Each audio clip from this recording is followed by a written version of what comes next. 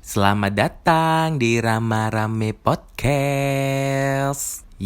Setelah di episode yang pertama kemarin di mau sepak bola kali lu ah. Season yang baru Rama Rame Podcast itu aku ngebahas tentang seorang YouTuber yang ngasih makanan ke para transpuan berisi sampah dan batu. Di episode yang kali ini aku juga akan membahas hal viral yang sempat viral juga di beberapa sosial media seperti Twitter, Instagram, Facebook, and any other social medias. Tentang pelecehan seksual yang dilakukan oleh beberapa pria berkacamata. Aduh. Tapi di sini aku nggak ngebahas tentang salah satu kasus saja ya, cuma aku ngebahas secara general aja dan dari perspektif korbannya gitu. Kenapa aku ngebahas ini? Yang pertama alasan utamanya itu jadi beberapa minggu yang lalu waktu sempat viral hal ini, aku itu melihat beberapa tweet di Twitter. Itu mereka itu bilang kalau pelecehan ini itu tidak akan terjadi kalau yang korbannya tidak mengundang. Memang tidak semua pelecehan seksual yang dilakukan oleh pria-pria berkacamata yang sempat viral ini murni kesalahannya pelakunya. Ada juga yang memang kalau bisa kita baca rentetan kasusnya ya, itu ada memang sedikit dari korbannya memang ada kemauan untuk melakukan itu gitu. Tapi yang aku sesalkan adalah tweet-tweet ini itu menggeneralisir kalau setiap pelecehan seksual yang terjadi itu ya salahnya yang korban gitu loh. Ini yang benar-benar bikin aku sedikit kayak gimana ya caranya mereka tuh kok bisa mikir seperti itu gitu loh. Dan terlebih lagi ini kan korbannya cewek ya. Dan yang nge-tweet itu cewek dong gitu. Bukan aku tuh orang yang feminis gitu. Aku tuh bukan penganut salah satu feminis gitu kan. Tapi ya dipikir aja lah gitu. Korbannya kan juga cewek gitu loh, dan yang nge-tweet itu juga cewek. Masa kayak ya ampun, kamu tuh nggak punya salah satu pemikiran atau mindset gitu. Oh aku itu sama loh kayak dia gitu. Berarti kan aku punya peluang yang sama untuk dilecehkan gitu loh. Dan kamu nge-tweet kayak ya ini kan salahnya korban gitu. Kenapa dia kok ngundang cowok ke kosannya gitu? I mean like wow gitu. I just like setiap orang itu berbeda gitu loh. Termasuk juga cowok. Ya bukan aku menggeneralisir ya, cuma kan pasti kalau cowok baru kenal seorang cewek gitu kan, pasti kan mereka juga pengen explore lebih tentang ceweknya gitu loh. Apalagi cowok itu nalurinya adalah naluri pengen tahu gitu loh. Pengen tahunya cowok itu kan tinggi gitu kan. Nah ya sebenarnya kan nggak semua cewek itu paham tentang hal-hal seperti itu. Mungkin karena mereka mikir, oh mungkin cowok ini mau ke kosanku, mereka mau ngobrol doang kek, mau apa kek. Kita kan juga nggak tahu mindsetnya seorang cewek tuh seperti apa. Apalagi cewek kan beda-beda gitu kan. Mindsetnya kan juga mereka punya pemikiran yang berbeda gitu loh. Dan kita nggak bisa menggeneralisir itu gitu. Dan aku bikin podcast ini pun bukan aku yang oh ya udah ini berarti salahnya cowok. No gitu. Ada juga kok yang ceweknya juga yang ikut andil untuk istilahnya dalam tanda kutip ya melegalkan pelecehan itu gitu loh. Nggak semuanya, cuma ya jangan yang terlalu menggeneralisir, kan belibet lagi aduh. Jangan yang terlalu yang memukul rata gitu loh. Kita ini jujur ya kan, mungkin yang sudah kenal aku itu kan aku itu juga sedikit punya rasa kecewek-cewekan gitu kan, punya sifat kecewek-cewekan gitu. Aku aja yang kayak gini tuh ngerasa loh, dilecehkan itu bener-bener yang mungkin ini bisa ngerusak segala aspek psikologis dari korban itu, yang mana cewek ya, dari si korban itu. Dan apalagi ditambah dengan tudingan-tudingan negatif dari lingkungan di sekitarnya. Kayak misalnya nih, ya iyalah kamu kok pacarmu mau gak nganu kamu, lawang kamu aja kalau kemana-mana pakai hot pants, kemana-mana pakai tank top, kemana-mana pakai baju terbuka gitu loh. Aku tuh kadang cuma mikir gitu loh. Jujur ini pengalaman ya, cuma aku nggak tahu sebenarnya gimana. Maksudnya di cerita yang lain, dunia lain pula. Di cerita yang lain, mungkin dari orang lain, aku nggak tahu. Cuma aku itu pernah kenal beberapa bule gitu kan. Ya hampir, ya lumayan sih gitu.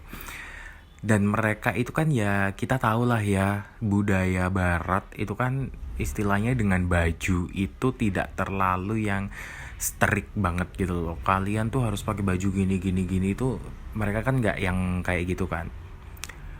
Tapi dengan budayanya mereka yang seperti itu, pernah waktu itu aku itu jujur ya ini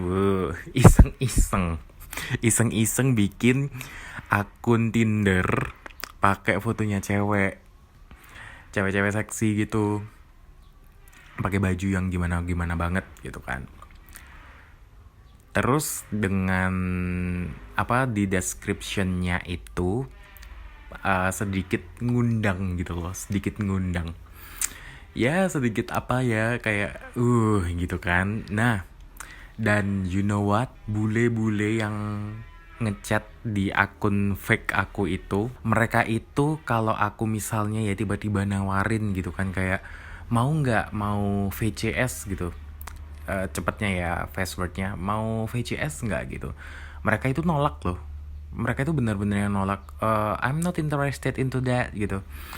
Dan itu hampir 90% dari bule-bule yang ngechat akun fake aku itu, mereka tuh 90% nolak. Mereka itu alasannya aku gak tertarik dengan itu. Mereka itu memang lebih nyari yang serius relationship gitu loh. Dan di sisi lain, kalau kalian tahu, yang ngechat untuk ngajak VCS, PAP, hal-hal bisa dibilang 18 plus ya, itu banyakan malah orang dari Indonesia dong. I mean like, orang-orang di Indonesia itu kan terbiasa dengan baju-baju tertutup ya gitu. Di sini aku bukan mendiskreditkan salah satu agama ya, tapi baju tertutup itu istilahnya tidak sevulgar baju-baju yang dipakai oleh banyak orang bule gitu. Tapi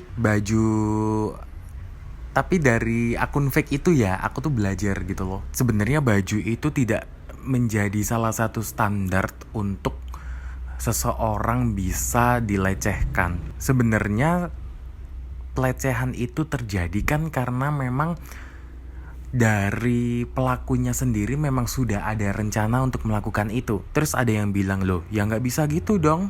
Loh kalau ada api kan pasti ada penyebabnya gitu loh. Tapi gini deh sekarang gitu, kalau dipikir-pikir ya, kalau ada api ada penyebabnya. Apinya kan penyebabnya itu kan sebenarnya pemikiran dari pelakunya sendiri. Mereka sudah merancangkan itu, mereka sudah merencanakan itu dengan matang. Memang pikirannya mereka pikiran untuk menuju ke situ gitu ya.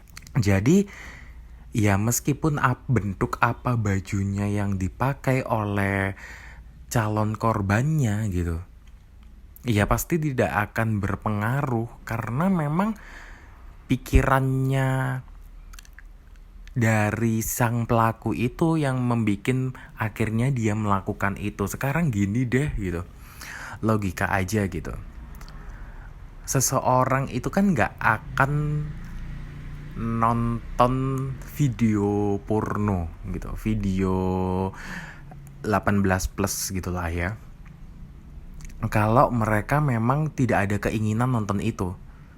Logika aja deh, orang sibuknya setengah mati, yang pagi kerja, nanti rada pas pulang nanti masih ada urusan ini, malam ada urusan ini, mereka kan nggak ada pikiran untuk menonton video porno gitu kan.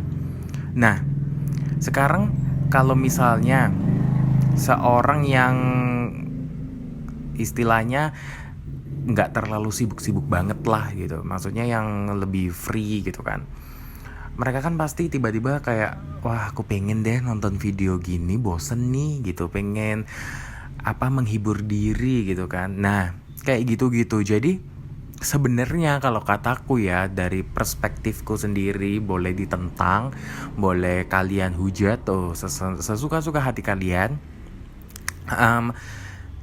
Dari perspektif aku ya sebenarnya yang bukan yang salah sih, penyebab utamanya memang pikiran dari sang pelakunya sendiri, keinginan dari sang pelakunya sendiri gitu loh. Kalau nggak ada keinginan juga pasti nggak akan kejadian kok gitu. Sebenarnya untuk baju, untuk bentuk tubuh, untuk apa, sebenarnya juga nggak yang ngaruh-ngaruh besar banget gitu loh. Kalau dibilang ya tubuh kamu tuh terlalu seksi gitu loh, hello gitu, setiap orang tuh punya bentuk tubuh yang berbeda, dan pelaku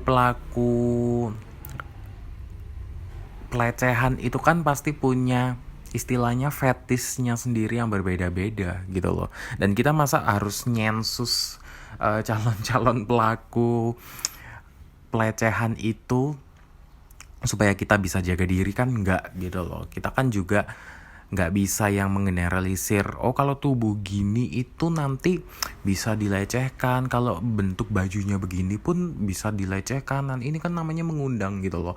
Kalau for me ya sebenarnya ya yang akar masalahnya tuh ya yang di pikirannya pelakunya, keinginan pelakunya untuk melakukan hal itu gitu. Jadi ya mungkin kalau aku sih sebenarnya bisa dibilang tidak terlalu pro dengan tweet-tweet yang bilang dengan, ya itu kan kamu yang ngundang makanya dia mau gitu kan.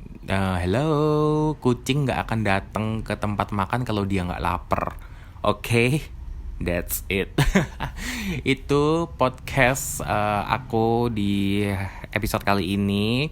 Nantikan podcast aku berikutnya. Dan kalau kalian mau bawain topik ini dong gitu, bisa langsung di komen atau di Instagram aku di @karstenrama. Yay, thank you for listening. See you on the next episode. Bye bye.